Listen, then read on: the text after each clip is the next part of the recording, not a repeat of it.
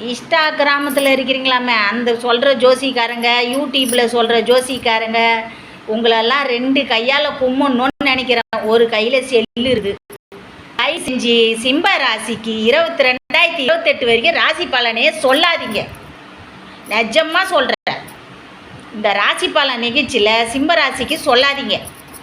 அது இந்த சிம்மராசி மக நட்சத்திரன்றவங்களுக்கு வாயே திறக்காதீங்க, சொல்லாதீங்க பலனே. நீங்கள் பலன் சொல்லியே ஒருவேளை உங்கள் வாய் முகூர்த்தம் எல்லாமே அப்படியே நடக்குதா என்னான்னு தெரியல. நீங்கள் கவனம் இருந்தாவது நடக்கிறது ஏதோ நடக்கும். வச்சு செய்ய போதுன்றது தான் தெரியுது, சொல்லாதீங்க. அதான் செய்யுதே, இன்னும் பெருசாக இன்னும் இருக்குது. சொல்லுங்கள் பார்ப்போம்.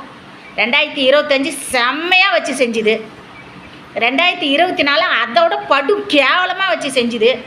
2023 சுத்தால நவர விட்ட கதையாக இருந்தது.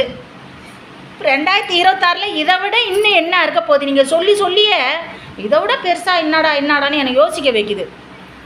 அது செஞ்சு உங்களை கும்பிட்டு கேட்குறேன். சிம்மராசிக்கு ராசி பலன் சொல்லாதீங்க.